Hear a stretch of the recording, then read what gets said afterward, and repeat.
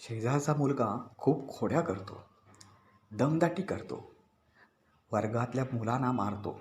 विषय आला संस्कारांवर. एका शाळेतील एक द्वाड मुलगा अतिशय व्रात्य आहे. तो फक्त खेळतच राहतो, अभ्यासच करीत नाही. विषय आला संस्कारांवर. आमच्या वर्गातील एक मुलगा खूप हुशार. तो पुस्तकातच गडलेला असतो काय. विषय आला संस्कारांवर. मित्रांनो, आयुष्याच्या पहिल्या दिवसापासून अगदी शेवटच्या दिवसापर्यंत प्रत्येक विषय येतो तो आपल्या संस्कारांवर. आता संस्कार म्हणजे काय, तर कळत नकळतपणे आईवडिलांनी असेल, गुरुजनांनी असेल किंवा शेजारच्या परिस्थितीनं ज्या गोष्टी आपल्याला शिकवलेल्या असतात त्या गोष्टीमध्ये संस्कार. मित्रांनो, संस्काराची ही व्याख्या आपण बघतो एवढीच आहे, पण या संस्कारापलीकडं खूप संस्कार असे आहेत जे आयुष्यात धार्मिक रीतीनुसार करावे लागतात.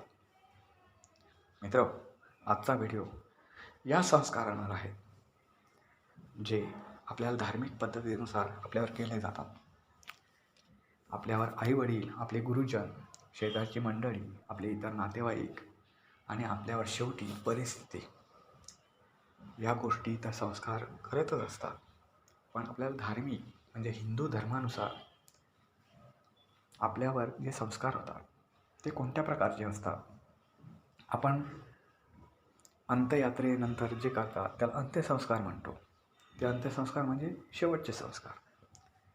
शेवटचे संस्कार, पण अंत्यसंस्कार हा शब्द आपल्याला एक माहिती आहे, पण अंत्यसंस्कार म्हणजे शेवटचे संस्कार हेही आपल्याला माहिती आहे. मग ते अगोदरचे संस्कार कुठले असतात, तर त्या संस्काराविषयी आपण या व्हिडिओतून जाणून घेणार आहोत. मित्रांनो, माणसावर जन्माच्या अगोदरपासून हिंदू धर्मानुसार संस्कार होत असतात. ते अगदी क्रीडेपासून संस्काराला सुरुवात होते.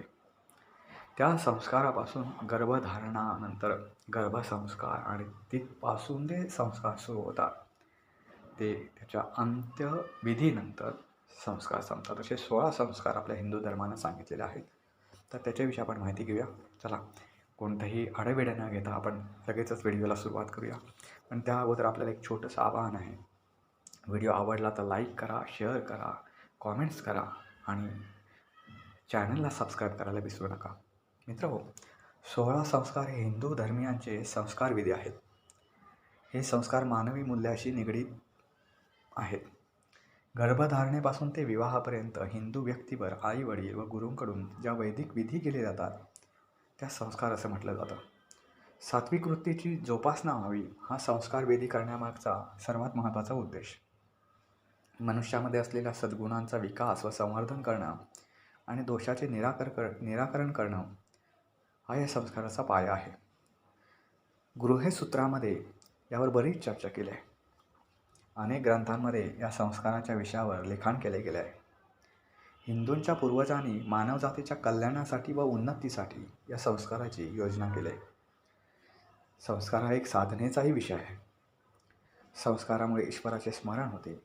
माणसाचे व्यक्तिगत जीवन निरामय, संस्कारित, विकसित व्हावे व त्याद्वारे उत्तम चारित्र्यसंपन्न सुसंस्कारित व्यक्ती निर्माण व्हावी हा यामागचा मुख्य उद्देश आहे. जर व्यक्ती चांगली असेल तर समाज चांगला असतो आणि समाज चांगला असेल तर देश चांगला होतो. त्यामुळे त्या दृष्टीने आपल्या धर्मात हे संस्काराचं एक यादी तयार केलेली आहे असं म्हणावं लागेल. तर आपल्या धर्मामध्ये असलेले 16 संस्कार कुठले ते आपण संक्षिप्तमध्ये पाहू. पहिला संस्कार आहे गर्भाधान, दुसरा आहे पुंसवन, तिसरा आहे अनवलोभन, त्यानंतर सीमंतोन्नयन, तर जातकर्म, त्यानंतर नामकरण, सूर्यावलोकन, निष्क्रमण, अन्नप्राशन, वर्धापन, चूडाकर्म, अक्षरारंभ, उपनयन, समावर्तन, विवाह आणि अंत्येष्टी. आता या 16 संस्काराविषयी सविस्तरपणे माहिती घेऊ. पहिला संस्कार आहे गर्भाधान संस्कार. गर्भाधान संस्काराला ऋतुशांती संस्कार असंही म्हणतात.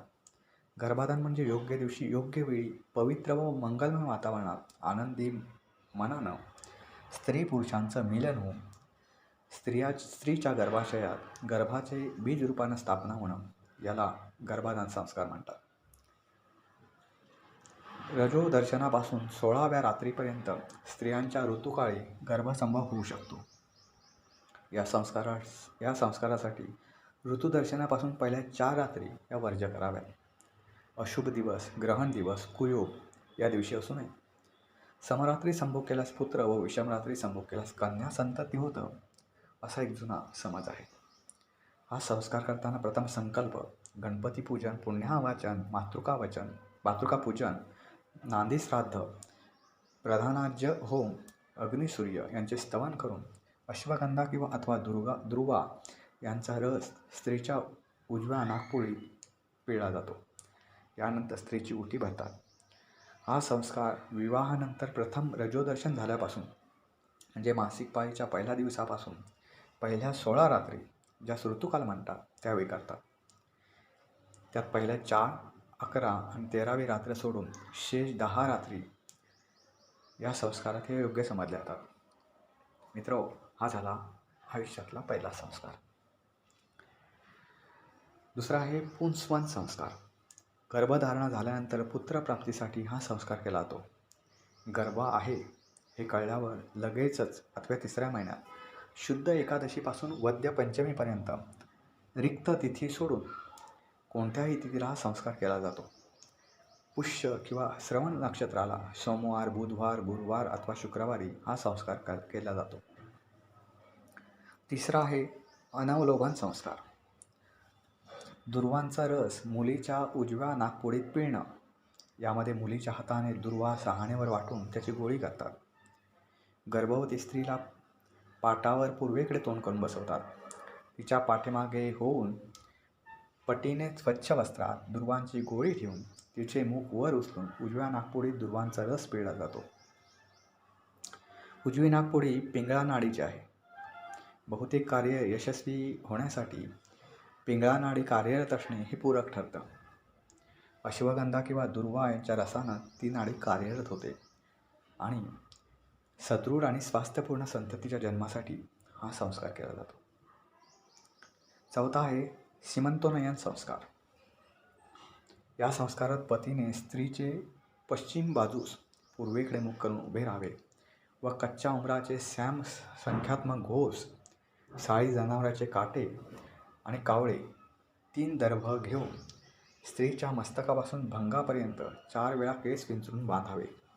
नंतर काही ठिकाणी उंबराची माळ स्त्रीच्या गळ्यात घालतात. पुंसवन, अनवलोकन, सीमंतोनयन हे संस्कार एकेच दिवशी केले तरीसुद्धा चालू शकतं. 5वा आहे जातकर्म. जातकर्म हा हिंदू धर्मातील 16 संस्कारांपैकी 5वा संस्कार मानला जातो. या संस्कारात सांगितले जाते की पित्याने कन्या किंवा पुत्र झाला आहे हे ऐकताच अंगावरच्या वस्त्रासहित सचेल स्नान करावे. अपत्याच्या नाभीत छेदनापूर्वी हा संस्कार करावा असं पुराणात सांगितलेलं आहे. म्हणजे अपत्याची जेव्हा नाभी म्हणजे नाळ ज्याला आपण म्हणतो ती कापण्यापूर्वी हा संस्कार केला जातो. म्हणजे मूल झाल्याक्षणी हा संस्कार करावा लागतो आणि तो पित्याला करावा लागतो. 6वा आहे नामकरण संस्कार अर्थात बारसे. जन्म झाल्यापासून मुलाला 12व्या दिवशी व मुलीला 13व्या दिवशी प्रथम पाळण्यात ठेवावे. या दिवशी मुलाचे व मुलीचे व्यावहारिक नाव ठेवले जाते. याकरता इतर शुभ दिवस पाहण्याची गरज नसते. मित्र, शुभ दिवस या विषयावर मी आता विषय निघाला म्हणून आपल्याला एक महत्त्वाचं सांगतो. आपण प्रत्येक गोष्टीला शुभ दिवस बघतो. म्हणजे अलीकडे तर एवढी फॅशन आली म्हणजे आपण खूप शिकलो सवरलो आहे तर आपण काही गोष्टी सोडून दिल्या पाहिजेत असं मला वाटतं. पण आपण अलीकडे एवढ्या गोष्टीमध्ये गुंतत चाललो आहे की नॅचरली मुलाची वाट बघितलं, नॅचरली मूल होणं ह्याची वाटच बघितली जात नाही. अगदी आज अंगारकी संकष्टी आहे किंवा आज कुठला आणि सण आहे, आज अक्षय तृतीया आहे, असा कुठला सण आहे, चांगला मुहूर्त आहे असं बघून डायरेक्ट डॉक्टरनं सांगितलं होतं की आज डिलिव्हरी करून टाका, म्हणजे आज ऑपरेशन करून टाका. आणि त्या दिवशी मुलाचा आर्टिफिशियल जन्म आपण केला जातो. इतके आपण लोक या गोष्टीत अडकत चाललो आहे. तरीसुद्धा एक महत्त्वाचं, माणूस जन्माला येतो, तो कधीही येतो, तो शुभ अशुभ दिवस पाहत नाही. माणूस मरतो त्यावेळीसुद्धा शुभ अशुभ दिवस पाहिला जात नाही. देव ज्यावेळी गोष्ट करायची त्यावेळी तो करतो. मग जन्म आणि मृत्यू ह्या ज्या दोन महत्त्वाच्या गोष्टी आहेत त्या शुभ अशुभ दिवशी होऊ शकतात. तर मग आपण मधल्या ज्या काळात आपण वावरताना इतकं शुभ अशुभाच्या गोष्टींमध्ये का गुंतावं? मी असं म्हणत नाही की गुंतूच नाही, पण इतकंही गुंतू नये की बाबा आपण त्यांच्या आहारी झालो. इतकंही गुंतू नये असं मला वाटतं. थोडं विषयांतर झालं. तर नामकरण संस्कारावर आपण आलो होतो. नामकरण संस्कार करताना दिवस कुठला आहे ते पाहू नये. तर मुलाचा 12व्या दिवशी आणि मुलीचा 13व्या दिवशी नामकरण संस्कार केला जातो. या दिवशी सोनाराला बोलवून कान टोचून घेतले जातात आणि या दिवशी जर शक्य झालं नाही तर ते 16व्या दिवशी टोचून घेतले जातात.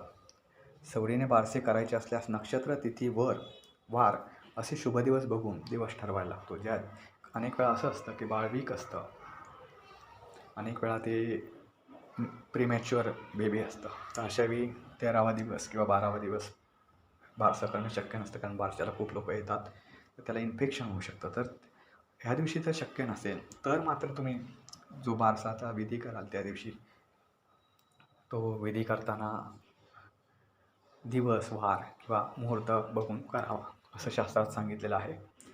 आणि विशेष करून त्या दिवशी लाऊडस्पीकर किंवा DJ असल्या गोष्टी लावू नयेत ज्यांना बाळाला त्रास होतो.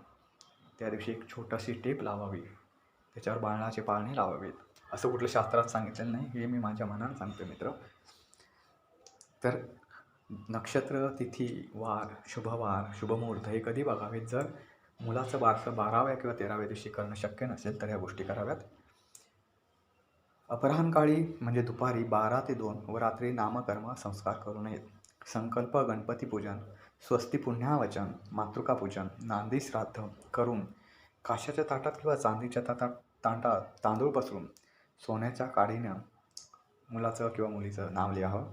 नंतर होम करून आपतेष्टांसह मिष्टान्न भोजन करावं असं आपल्या शास्त्रात सांगितलेलं आहे. मित्रांनो, पुढचा संस्कार 7वा, सूर्यावलोकन. सूर्याचे तेज किंवा ऊर्जा नवजात बालकांमध्ये यावी यासाठी त्याला सूर्यदर्शन करण्याची पद्धत आहे. वस्तुतः पूर्वी अंधाऱ्या खोलीत बाळ आणि माता यांची व्यवस्था केलेली असायची. त्यामुळे त्यांनी काही काळानंतर प्रकाशाचा उजेडाचा अनुभव घेणे यासाठी अशी योजना या संस्कार केले असावे असं मानलं जातं. मित्रांनो, आपल्या संस्कृतीमध्ये हिंदू धर्म संस्कृती ही किती वैज्ञानिक विज्ञान गोष्टीशी जोडली गेलेली आहे याचं एक उदाहरण. आता सूर्यावलोकन हा विधी आहे किंवा हे संस्कार आहे. तर तुम्हाला आज खूप डॉक्टर तुम्हाला सांगतील की मुलाला सूर्याच्या सकाळच्या किरणांमध्ये उभं करा, त्याला डी जीवनसत्व मिळतं. मित्रहो, हे डी जीवनसत्व वगैरे मिळतं हे आत्ता विज्ञानाने शोधून काढलं, पण त्याच्या कैक पटीनं अगोदर आपल्या हिंदू संस्कारामध्ये ते लिहिलं गेलं आहे. याचा आपल्याला खूप अभिमान असला पाहिजे. 8वा संस्कार आहे निष्क्रमण. संततीच्या जन्माच्या 4थ्या महिन्यात निष्क्रमण विधी करण्यात येतो. जन्माच्या काही दिवसापर्यंत मुलाला घरातून बाहेर काढलं जात नाही.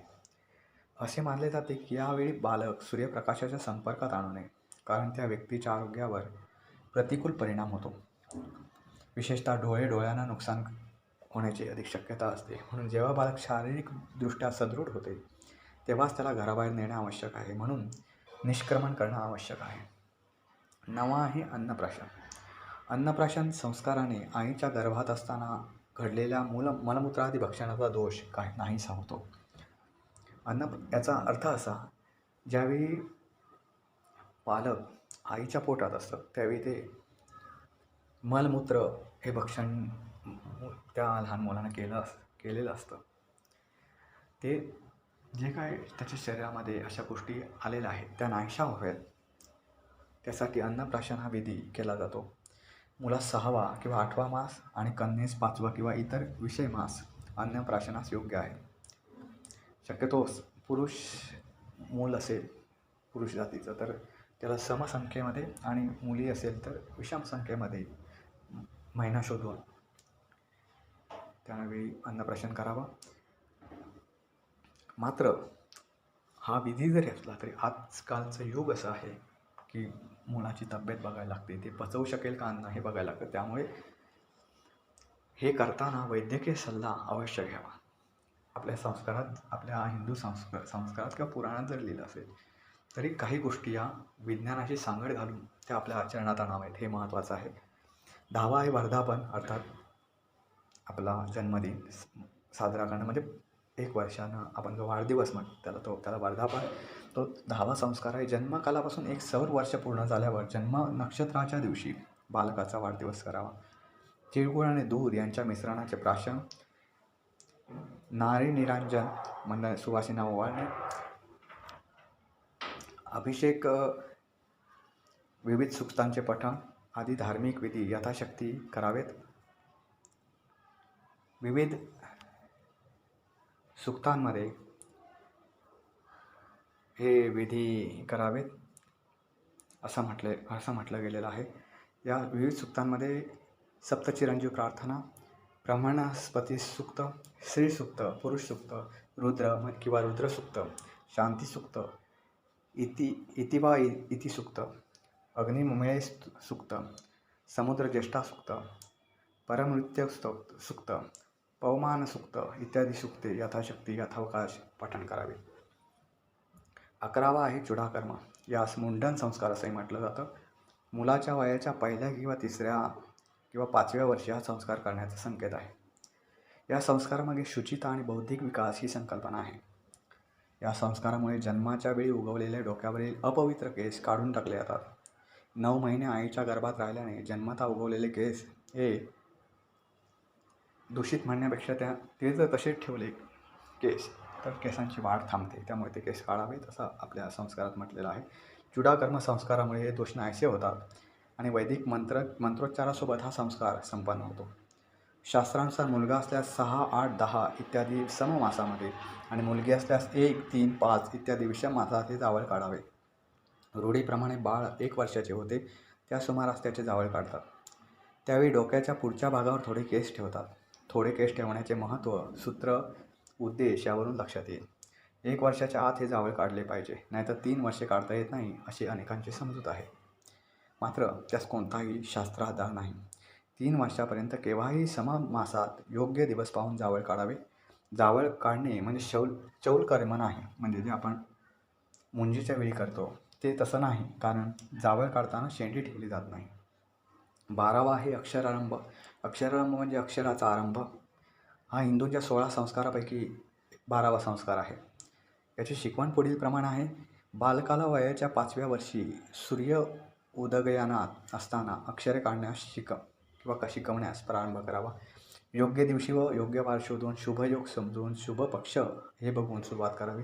त्यावेळी गणपती, लक्ष्मी, विष्णू, सरस्वती, वेद, गुरुपूजन, ब्राह्मण यांचे पूजन करून त्यांना वंदन करावे आणि सर्वप्रथम ओम लिहून मग दुसरी अक्षरे लिहावी. 13वा आहे उपनयन अर्थात मुंज. उपनयन किंवा मुंज हा एक हिंदू धार्मिक संस्कार आहे. हा कुमाराचा एक प्रमुख संस्कार आहे. परंपरेनुसार हा संस्कार ब्राह्मण, क्षत्रिय व वैश्य या 3 वर्णातील पुरुषांसाठी सांगितला आहे. याला मौजीबंधन व व्रतबंधन अशीही नावं आहेत. या संस्कारांतर संस्कारित व्यक्ती आपल्या पालकांपासून दूर होऊन स्वतःच्या शिक्षणावर लक्ष केंद्रित करते. या संस्कारात यज्ञोपवीताचा जानवे धारण करणं हा मुख्य विधी आहे. लहानग्या बटूला लंगोट नेसून इंद्रिय निग्रह समजावणारा हा पहिला महत्त्वाचा संस्कार आहे. काही वर्षांपर्यंत फक्त ब्राह्मण, क्षत्रिय व काही अंशी वैश्य वर्णातील पुरुषांना संस्कार करून घेण्याचा अधिकार असेल. आता नवीन मतप्रणालीनुसार विशेषतः नागरी महाराष्ट्रात हे बंधन शिथिल होत चाललं आहे. धर्म, जातीविषयी निरपेक्षता, उदासीनतेचा हा प्रभाव असेल. तर 14वा जो आहे तो समावर्तन अर्थात सोडमुंज. हिंदू धर्म संस्कारातील समावर्तन हा संस्कार 12 संस्कार आहे. या सोडमुंज असं म्हणतात. उपनयनास जो काळ शुभ आहे त्या काली समावर्तन करावे. गुरुकुलातून अभ्यास संपवून परत स्वतःच्या घरी येण्यापूर्वी गुरु सर्व शिष्यांचा समावर्तन संस्कार करीत असत. यावेळी गुरुला दक्षिणा दिली जात असे. मुंज झाल्यावर गुरुच्या घरी शिकवायला गेलेला विद्यार्थी किंवा विद्यार्थिनी शिक्षण घेण्यासाठी गुरुच्या घरीच राहत असे. त्यामुळे शिक्षण संपल्याची अंतिम अधिकृत परवानगी म्हणूनही या संस्काराकडे पाहिलं जायचं. या समय आपल्या शिष्याला गृहस्थाश्रम संबंधात श्रुतीसंमत आदर्शपूर्ण उपदेश करत असत. गृहस्थाश्रम प्रवेश करण्यासाठी प्रेरित करत असतात. 15वा संस्कार आहे विवाह. जीवनात घडणाऱ्या प्रमुख 16 प्रसंगी ईश्वराच्या जवळ जाण्यासाठी करावायचे हे संस्कार हे हिंदू धर्माने सांगितलेले आहेत आणि त्यातला हा प्रमुख संस्कार म्हणजे विवाह संस्कार. वधूला पित्याच्या घरून आपल्या घरी नेणे म्हणजे विवाह किंवा उद्वाह म्हणतात. विवाह म्हणजे पाणीग्रहण, म्हणजे वराने वधूचा पत्नी होण्यासाठी हात धरणे. पुरुष स्त्रीचा हात धरतो म्हणून विवाहानंतर स्त्रीने पुरुषाकडे जावे. पुरुषाने स्त्रीकडे जाणं हे चुकीचं आहे. हिंदू धर्मात धर्म, अर्थ, काम आणि मोक्ष हे 4 पुरुषार्थ सांगितलेले आहेत. त्यापैकी काम हा पुरुषार्थ साध्य करून हळूहळू मोक्ष या पुरुषार्थाकडे जाता येते. त्यासाठी या विवाह संस्काराचे प्रयोजन आहे. स्त्री पुरुषांच्या जीवनातील अनेक महत्त्वपूर्ण गोष्टी या विवाहाशी संबंधित असतात. उदाहरणार्थ स्त्री पुरुषांच्यातील प्रेम, त्यांच्यातील संबंध, संतती, जीवनातील अन्य सुख, समाजातील स्थान आणि जीवनातील उन्नती या गोष्टी ह्या विवाह संस्कारामुळे पुढे घडत असतात. शेवटचा संस्कार आहे अर्थातच अंत्येष्टी. माणसाच्या मृत्यूनंतर केले जाणारे दाहकर्म व श्राद्ध हे संस्कार हिंदू जीवनशैलीत प्रचलित आहेत. दिवंगताविषयी आस्था, प्रेम, सद्भावना व्यक्त करण्याचे माध्यम म्हणजे दाहकर्म व श्राद्ध. भारतीय संस्कृतीचे मूलाधार असणाऱ्या वैदिक साहित्यात मृत्यूनंतर केल्या जाणाऱ्या दहनाचे व दफनविधीचे संदर्भ आढळतात. दहन प्रसंगी म्हटल्या जाणाऱ्या प्रार्थनेत मृत शरीराला स्वतःमध्ये सामावून घेण्याची विनंती ही अग्नीला केली जाते. दिवंगत व्यक्तीच्या शरीराचे दहन व्यवस्थितपणे व्हावे, जे तपाच्या योगाने अजिंक्य झाले, उच्च पदाला पोहोचले अशा थोर लोकांकडे दिवंगताने गमन करावे असेही अग्नीला प्रार्थना करून सांगितले जाते. आपण मृत झालेल्या अचेतन शरीराला प्रेत असे संबोधतो. प्रेत म्हणजे अपवित्र असा अर्थ नसून अधिक इत म्हणजे जो या लोकांच्या पलीकडे गेला आहे, म्हणजे पृथ्वी लोकांच्या पलीकडे गेला आहे असा तो म्हणजे प्रेत. त्यामुळे दिवंगताच्या व्यक्तीच्या अचेतन शरीराची योग्य ती व्यवस्था करीत असताना त्यामध्ये मनात पवित्र भाव ठेवावेत आणि दिवंगताविषयी आदरभाव ठेवावा. गरुड पुराणात असं सांगितलं आहे की शव उचलण्यापूर्वी घरात एक पिंड द्यावा, शवयात्रा सुरू करण्यापूर्वी दरवाजात दुसरा पिंड द्यावा, शवयात्रा चौकात आल्यावर एक पिंड द्यावा, स्मशानात विसाव्याच्या ठिकाणी एक पिंड द्यावा आणि चितास्थानी एक पिंड द्यावा, असे एकूण 5 पिंड द्यावेत आणि त्यानंतर दहनाचा विधी करावा. त्यावेळी पवित्रीकरण, प्राणायाम, संकल्प, जाणव्याचे अपसवय, यमाला नमस्कार, यमाची स्तुती, स्मशानभूमीची प्रार्थना, स्मशानातील जलाची प्रार्थना, भूमिप्रोक्षण, अग्निस्थापना, रेखाकरण, चितीकरण, सुक्त पिंडदान म्हणजे प्रेताच्या कपाळ, मुख, हात व पाय या ठिकाणी सातूचे पिंड ठेवणे, शवाला पाणी पाजणे आणि नंतर अग्निसंस्कार करणे, अग्नी, पितर व मृताला प्रार्थना, घटाचा स्फोट, अप्रदक्षिणा, तिलांजली हे सर्व विधी केले जातात. हे सर्व विधीला अंत्यसंस्कार असं म्हटलं जातं. हा माणसाच्या आयुष्यातील अंतिम संस्कार असतो म्हणून. मित्र, आता याच्यात आपण एक घटाचा स्फोट म्हणजे घटस्फोट हा शब्द मी थोड्या वेळापूर्वीच उच्चारला. आत्ताच्या काळात पिढीला घटस्फोट याचा अर्थ माहिती आहे, पण तो घटस्फोट कसा? तर मित्र, घटस्फोट म्हणजे नवऱ्यानं बायकोला दिलेला किंवा बायकोनं नवऱ्याला दिलेला तो म्हणजे घटस्फोट. पण घटस्फोटाचा जुना अर्थ असा आहे की ज्यावेळी प्रेत चितेवर ठेवलं जातं, चिता रचली जाते, त्यावेळी जो दहन करणारा असतो, प्रेताला अग्नी देणारा असतो, त्या व्यक्तीनं प्रेताला उलट्या फेऱ्या माराव्यात असा प्रघात आहे. त्या फेऱ्या मारत असताना त्याच्या खांद्यावर एक मडका ठेवला जातो, त्या मडक्याला एक होल पाडला जातो आणि प्रेताच्या बरोबर डोक्याच्या वरच्या साईडला एक दगड ठेवलेला असतो त्याच्या खाली. तर ज्यावेळी फेऱ्या मारून पूर्ण होतात, उलट्या फेऱ्या मारून पूर्ण होतात, त्यावेळी जो माणूस अग्नी देणार असतो त्याच्या खांद्यावर मी मगाशीच म्हटल्याप्रमाणे मडकं असतं. तर फेऱ्या मारून झाल्यानंतर त्यानं प्रेताच्या मस्तकाच्या दिशेला उभं राहायचं असतं, प्रेताकडे पाठ करून. आणि तिथे मी मगाशी म्हटल्याप्रमाणे मस्तकाच्या साईडला एक दगड ठेवलेला असतो. तर त्या दगडावरच्या थोडं पुढे उभं राहायचं असतं आणि मागच्या साईडला त्यानं खांद्यावर जे मडकं असतं ते मागच्या साईडला त्यानं टाकायचं असतं. त्या दगडावरती पडलं पाहिजे मडकं आणि ते फुटतं. घट म्हणजे तुम्हाला माहिती आहे, घट म्हणजे त्याच्या जो खांद्यावर असतो तो घट, त्याचा त्यावेळी स्फोट होतो, त्याला घटस्फोट असं म्हणतात. पण आताच्या काळात असं झालं आहे, पती पत्नींमध्ये नातं संपवणं म्हणजे घटस्फोट. घटस्फोट हा अंतिम विधी म्हणजे तुझा आणि माझा संबंध संपला असं सांगणं म्हणजे घटस्फोट. हा घटस्फोटाचा विधी अंत्यसंस्काराच्या वेळी केला जातो, त्याला घटस्फोट असं म्हणतात.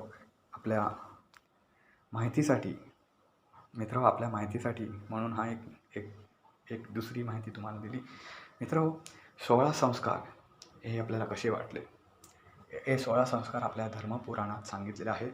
तरीसुद्धा या संस्काराचा वापर करताना किंवा ते यूज करताना आता नवीन पद्धतीनुसार आपण भलेही मुहूर्त पाहून करावा असं आपल्या शास्त्रात लिहिलेलं आहे, तरीसुद्धा आपल्या सर्व गोष्टी, आपल्या घरातल्या गोष्टी कशा आहेत, म्हणजे सगळ्यांची तब्येत चांगली आहे ना वगैरे, ह्या सगळ्या गोष्टी करून काही बाबतीत वैद्यकीय तज्ज्ञांचा सल्ला घेऊन या गोष्टी कराव्यात असं मला वाटतं. आजचा व्हिडिओ खूप लांबलेला आहे, तरीसुद्धा मला असं वाटतं की तो माहितीपूर्ण झालेला असावा, आपल्याला तो नक्की आवडेल.